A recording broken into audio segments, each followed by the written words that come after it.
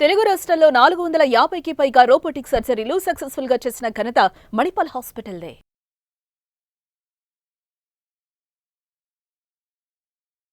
నమస్తే, welcome to Suman TV. ప్రస్తుతం మనతో పాటు ప్రముఖ వైద్యులు డాక్టర్ కిరణ్ గంగా ఉన్నారు. వారితో మాట్లాడదాం. హలో డాక్టర్ గారు. నమస్కారం. టీబీ దీని గురించే ఇంకొంత అవేర్నెస్ కల్పించడంలో భాగంగా కొన్ని క్వశ్చన్స్ అండి. గతంలో మనం చూసేవాళ్ళం, అంటే పాతకాలంలో టీబీ ఉంటే ఎలా వాళ్ళు చూసేవాళ్ళు, అది పెద్ద మహమ్మారి అన్నట్టుగా చూసేవాళ్ళు. ఇప్పటికీ కేసులు ఉన్నప్పటికీ దాని వైద్యం గురించి కొంతమందికి మాత్రమే తెలిసింది. కానీ ఈ టీబీ రావడానికి కారణాలు, ఎందుకు వస్తుంది, ఇలా వస్తుంది, వచ్చినప్పుడు కనిపించే లక్షణాలు కానీ వీటి గురించి ఫస్ట్ మాట్లాడదాం సార్. టీబీ ఒకరికి రావాలంటే అది ఒకరి నుంచి ఇంకొకరికి ట్రాన్స్ఫర్ అవ్వాలి. ఇప్పుడు ఎట్లా డయాబెటీస్, బీపీ వారిలో డైరెక్ట్గా వస్తాయి అంటాం కదా. అంటే ఇవి ఇన్ఫెక్షన్ డిసీజెస్ కావు, ఇవి స్ప్రెడింగ్తో వచ్చేటివి కాదు. బట్ టీబీ అనేది ఏంటంటే ఇట్స్ ఇన్ఫెక్షన్ అది. కాబట్టి ఒకరిలో టీబీ ఉండి వారు దగ్గినప్పుడు కానీ లేదా ఇంకేదన్నా వారి నుంచి ఇంకొకరికి సోకటం జరగాలి. సో టీబీ తానంతటిగా తను ఒకరిలో సొంతంగా అయితే రాలేదు. సో ఒకరి నుంచి ఇంకొకరికి రావాలి. సో అందుకే టీబీకి మనకి టీకాలు చిన్నప్పుడే పుట్టిన పిల్లలకి ఇస్తున్నారు. కాబట్టి ఆ ఒక ఇమ్యూన్ సిస్టమ్ స్ట్రాంగ్గా ఉండటం వల్ల చాలా వరకు మనం టీబీని నియంత్రించగలిగాం. బట్ అయినప్పటికీ మనకు గవర్నమెంట్ కూడా 2025 నాటికి భారతదేశంలో టీబీని పూర్తిగా నివారించాలని చెప్పి కూడా ఒక పనిగట్టుకొని కష్టపడుతున్నారు అనమాట, పనిచేస్తున్నారు. బట్ అయినప్పటికీ కూడా మనకు టీబీ కేసులు పెరుగుతూనే ఉన్నాయి, కొత్త కేసులు ఇంకా డయాగ్నోసిస్ అవుతూనే ఉన్నాయి అన్నమాట. సో టీబీ ఉన్న వారిలో జనరల్గా 2 వారాల కంటే పైగా దగ్గు అలాగే ఉండి క్యాజువల్గా వాడే మామూలు యాంటీబయాటిక్స్ అండ్ ఏదైనా దగ్గుకు కాఫ్ ఇలాంటి మందులు వాడినప్పటికీ కూడా వీళ్ళకి ఉపశమనం పెద్దగా కలగకపోగా అది ఇంకా అలాగే కంటిన్యూ అవుతూ ఉంటుంది. సో డాక్టర్ దగ్గరికి వచ్చినప్పుడు ఎక్స్రే కానీ లేదా సిటీ కానీ తీసినప్పుడు ఆ లంగ్స్లో ఏదైనా లైట్గా డ్యామేజ్ కనపడినప్పుడు ఎటువంటి డ్యామేజ్, ఎక్కడ లంగ్స్లో డ్యామేజ్ అనే దాన్ని బట్టి ఇది టీబీ అనేది ఒక క్లారిటీ వస్తుంది. అంతేకాకుండా టెస్ట్ చేసినప్పుడు కూడా టీబీ అనేది నిర్ధారణ అవుతుంది. సో టీబీ అనేది ఊపిరితిత్తుల్లోనే అని కాదు, వేరే ఎక్కడన్నా కూడా టీబీ రావచ్చు, వేరే పార్ట్స్లో కూడా రావచ్చు. వేరే పార్ట్స్లో వచ్చినప్పుడు డయాగ్నోసిస్ కష్టం అనమాట. ఎక్కడ వచ్చే అవకాశం ఉంటుంది సార్? ఎనీవేర్ టీబీ అనేది ఎక్కడన్నా కూర్చోవచ్చు వచ్చేది. బట్ జనరల్గా ప్రైమరీగా ఏంటంటే లంగ్స్లో కూర్చుంటుంది కాబట్టి లంగ్ టిష్యూ డ్యామేజ్ అవుతుంది కాబట్టి అది ఎక్స్రేలో కనపడుతుంది కాబట్టి డాక్టర్ దాన్ని బట్టి డిసైడ్ చేసి అండ్ దానికి 6 months కానీ లేకంటే కొంతమందిలో 9 months కూడా ట్రీట్మెంట్ అనేది ఎక్స్టెండ్ చేయడం జరుగుతుంది అనమాట. సో గవర్నమెంట్ కూడా దానికి ఫ్రీ ట్రీట్మెంట్ ఇస్తుంది. లేదు మీరు ప్రైవేట్లో కూడా డాక్టర్ని కలిసినప్పుడు ఆ మెడికేషన్స్ అన్ని కూడా చాలా వరకు కన్సాలిడేట్ చేయడం జరిగింది. సో పాలిపిల్ అంటే ఒకే మాత్రలో ఈ 2-3 రకాల యాంటీబయాటిక్స్ అన్ని కలిపి ఇవ్వటం కూడా జరిగింది. ఇది వరకుతో పోలిస్తే ఇప్పుడు మెడిసిన్స్ కూడా చాలా వరకు సేఫ్ అనమాట. నార్మల్ టాబ్లెట్స్ రూపంలోనే సార్ వీటికి మెడిసిన్ ఎలా ఉంటుంది? టాబ్లెట్స్ రూపం, బట్ కంటిన్యూస్ గా వాడాలి అండ్ మంచి ఆహారం తీసుకోవాలి. వీరు వీటికి వయసుతో సంబంధం ఉంటుందా అండి? లేదండి, ఎవరికైనా రావచ్చు, టీనేజ్ లో రావచ్చు, పెద్దోళ్ళకి రావచ్చు, ఇలా ఉంటుంది. బట్ ట్రీట్మెంట్ తీసుకుంటున్నప్పుడు వీళ్ళు ట్రీట్మెంట్ పద్ధతిగా కంప్లీట్ చేయాలి. ఒక 1 month వాడిన తర్వాత నాకు బాగా అయిపోయిందని చెప్పేసి ఆ మెడికేషన్ స్టాప్ చేస్తే చాలా డేంజర్. ఆ టీబీ కానీ లోపల రెసిస్టెంట్ డెవలప్ అయింది అనుకోండి, ఇంకా మళ్ళీ పాతకాలపు టీబీ పేషెంట్ లాగా అయిపోతారు. అప్పుడు నువ్వేం చేసినా కష్టం అది. సో అక్కడ ఉన్న దానికి వాడాల్సిన యాంటీబయాటిక్స్ని పద్ధతిగా వాడాలి. సో ఇదివరకు అయితే కొన్ని రిజర్వ్డ్ యాంటీబయాటిక్స్ అని కూడా ఉండేటివి. సో కొన్ని సందర్భాలలో కొన్ని పేషెంట్స్కే వాడాలని కూడా ఇదివరకు రిజర్వ్ చేసి పెట్టేవాళ్ళు అనమాట. సో దానికి ప్రాపర్ ట్రీట్మెంట్ తీసుకోవాలి. అండ్ జనరల్గా టీబీ వచ్చినప్పుడు వెయిట్ తక్కువ ఉంటారు కాబట్టి మంచి ప్రోటీన్ డైట్ తీసుకోవాలి, కనీస ఆహారాలు పౌషక విలువలు ఉన్న ఆహారం తీసుకోవాలంటారు.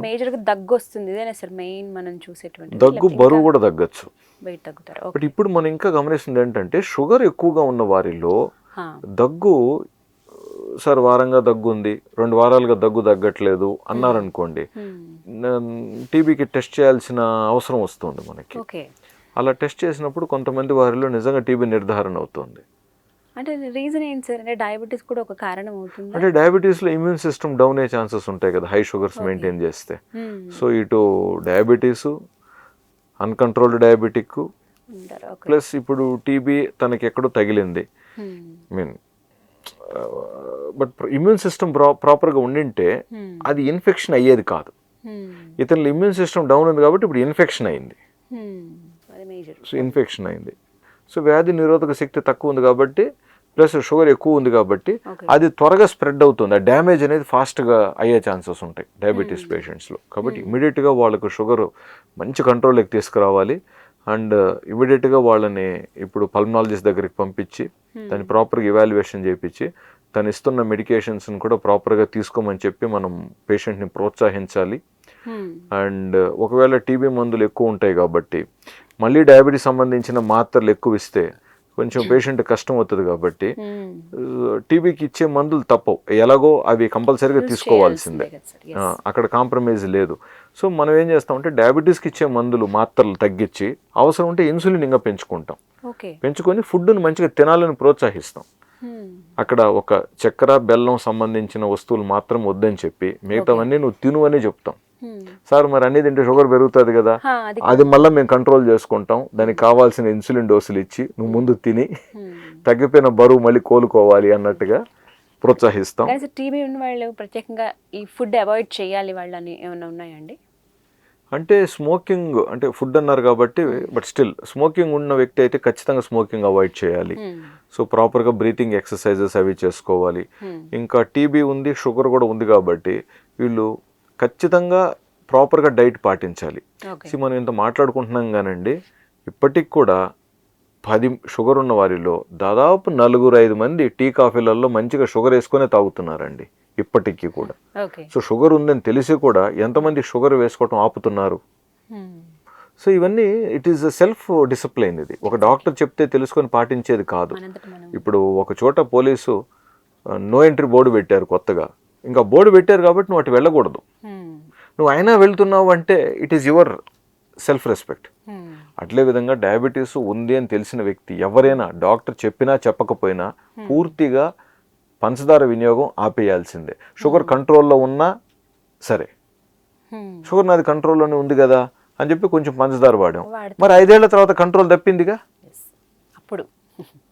సో అంటే 5 ఏళ్ళు పట్టింది ఏది డయాబెటీస్కి కంట్రోల్ తప్పటానికి. నువ్వు ముందస్తుగా జాగ్రత్తలు తీసుకొని ఉంటే డయాబెటీస్ కంట్రోల్ తప్పేది కాదుగా ఈ 5 ఏళ్ల తర్వాత. సో అలాగా డయాబెటీస్ ఉంటే స్ట్రిక్ట్ డైట్ కంట్రోల్ చేసుకోవాలి. అండ్ టీబీలో ఇవి తినకూడదని ఏమి లేదు కానీ వాస్తవంగా ఇంకా బాగా తినాలని చెప్తాం, ముఖ్యంగా ప్రోటీన్కి సంబంధించిన ఫుడ్. అవాయిడ్ చేసేది ఏం లేదా సార్? తీసుకోవచ్చు, నథింగ్ స్పెసిఫిక్. Nothing specific. ఖచ్చితంగా తీసుకుంటే బెటర్ అనే ఆహారం అంటే మంచి పౌషిక విలువలు ఉన్న ఆహారాలు తీసుకోవాలి వాళ్ళు. బాడీకి ముందు పౌషిక విలువలు అందాలి. సో మనము వెజిటేరియన్స్కి మంచిగా దాల్ తీసుకోవాలని కానీ, కూరగాయలు తినాలని కానీ, పండ్లు తినాలని కానీ ఇవన్నీ చెప్తూ ఉంటాం. నాన్ వెజిటేరియన్స్కి అయితే ఎలాగో నాన్ వెజ్ ఉంటుంది కాబట్టి వాళ్ళకి సో కొంచెం చూసుకుంటాం. జనరల్గా 1 month తర్వాత వీళ్ళు రికవరీ చాలా బాగుంటుంది. కరెక్ట్గా సెట్ అయితే ప్రాపర్గా షుగర్ కంట్రోల్ చేసుకొని దానికి కావాల్సిన టీబీ మందులు ప్రాపర్గా వీళ్ళు వాడినట్లయితే 1 monthలో అసలు ఆ మనిషేనా అనే డౌట్ వస్తుంది. 5-6 కిలోలు బరువు పెరుగుతారు, మనిషి కూడా మామూలుగా అయిపోతారు. ఎన్నేళ్ల పాటు అలా వాడాల్సి ఉంటుంది సార్? జనరల్గా అది పల్మనాలజిస్ట్ డిసైడ్ చేస్తారు. యూజువల్గా 6 months to 9 months depending on the patients condition అనమాట. బట్ షుగర్ ఉన్న వ్యక్తి అయితే షుగర్ని ఎంత మంచిగా కంట్రోల్ చేసుకుంటారో టీబీ కూడా అంత త్వరగా నయం అవుతుంది. సో ఇప్పుడు ఆధునికంగా అన్ని అందుబాటులో పేషెంట్స్కి ఉన్నాయి కాబట్టి జనరల్గా ప్రాబ్లం ఎవరికి రాదు. ఎక్కడో ఒక చోట కొంచెం దారి తప్పుతూ ఉంటారు. అండ్ వారు కూడా ముఖ్యంగా ఏదో నమ్మకాలు మనసులో పెట్టుకొని ఈ వాడితే ఇదైపోతుందని, ఈ వాడితే ఇంకేదైనా ప్రాబ్లం వస్తుందని డాక్టర్ ఇచ్చిన మందులు కూడా తీసి పక్కన పెట్టి ఏదేదో ట్రై చేస్తారు. ఇటువంటి వాళ్ళల్లోనే మనము కాంప్లికేషన్స్ గమనిస్తున్నాము, గుర్తిస్తున్నాము. బట్ ప్రాపర్గా డాక్టర్ని కలిసి ఫాలోఅప్లో ఉండి చెప్పిన మందులు ప్రాపర్గా వాడుతున్నట్లయితే సమస్యలు ఎవరికీ ఉండవు. ఒకవేళ ఎవరికన్నా టీబీ మందులు పడకపోతే మీరు మళ్ళీ డాక్టర్ని కలిసి చెప్పాలి. డాక్టర్ గారు కూడా మీకు లివర్ ఎంజైమ్స్ మిగతా కొన్ని అత్యవసరమైనవి కూడా టెస్టులు చేస్తూ ఉంటారు. సో దాన్ని బట్టి డోసులు అడ్జస్ట్ చేయడం జరుగుతుంది. సో మీకు ఏదైనా ఒక మందు పడకపోతే మీరు సొంత నిర్ణయాలు తీసుకోకుండా ఆ మందులు ఇచ్చిన డాక్టర్ దగ్గరికి వెళ్ళి మళ్ళీ సార్ ఇది పలానా కష్టం అని చెప్తే డాక్టర్ తెలుసు కదా నెక్స్ట్ ఏం చేయాలని. సో డాక్టర్ని కన్సల్ట్ చేయడం చాలా ఇంపార్టెంట్, వెరీ ఇంపార్టెంట్ అండి. అండ్ మందులు మాత్రం ఎట్టి పరిస్థితుల్లో ట్రీట్మెంట్ కోర్స్ అనేది మాత్రం ఇంటరప్ట్ చేయకూడదు, బ్రేక్ చేయొద్దు. వేరే మందులు ఏవి పడితే వేసుకోవద్దు. అవునండి, ఏ మందులన్నా కూడా మనం సొంతంగా అనేది తీసుకోకూడదు.